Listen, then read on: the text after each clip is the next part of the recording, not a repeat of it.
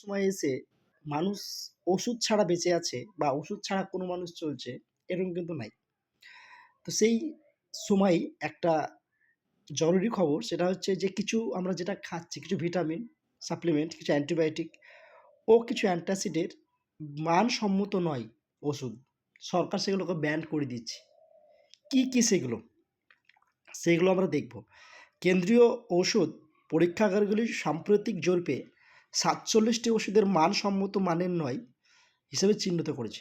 এর মধ্যে সাধারণভাবে ব্যবহৃত ভিটামিন সাপ্লিমেন্ট, অ্যান্টিবায়োটিক যেটা আমাদের না হলে চলেই না, অ্যান্টাসিড যেটা প্রত্যেকটা বাড়ির ঘরে ঘরে আছে।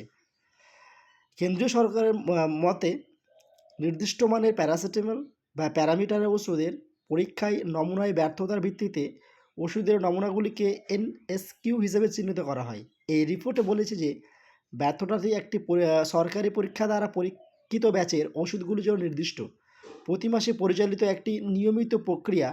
তবে এই রিপোর্ট বাজারে উপলব্ধ অন্যান্য ওষুধ সম্পর্কে কোনো উদ্বেগের কারণ নয়, এমনটাই স্বাস্থ্য মন্ত্রণালয় জানিয়েছেন। রাজ্য ওষুধ পরীক্ষাগুলিতে ৫৬টি ওষুধ শনাক্ত করেছে। ফেব্রুয়ারিতে সরকার বলেছিল যে বাংলার একটি ওষুধের নমুনাকে একটি জাল ওষুধ হিসেবে চিহ্নিত করা হয়েছে, যা অন্য কোম্পানির মালিকানাধীন ব্র্যান্ড নাম ব্যবহার করে একটি অনুমোদন প্রস্তুতকারক তৈরি করা হয়েছিল। বিষয়টি তদন্তাধীন রয়েছে বলে জানা গেছে।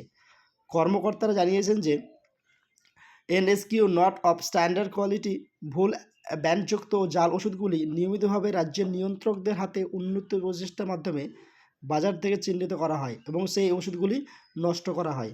অতএব আপনারা ওষুধ কিনতে গিয়ে অবশ্যই একবার ভাববেন যেটা সাপ্লিমেন্ট আমরা খাচ্ছি, অ্যান্টিবায়োটিক, অ্যান্টাসিড, সেগুলোকে মানসম্মত কিনা সেগুলো প্রপার চেক করতে হবে যে সেটা স্ট্যান্ডার্ড কোয়ালিটি কিনা, সেটা কোনো ব্র্যান্ডেড কোম্পানি থেকে আসছে কিনা। সবগুলো করার পরেই আপনারা ওষুধ নেবেন।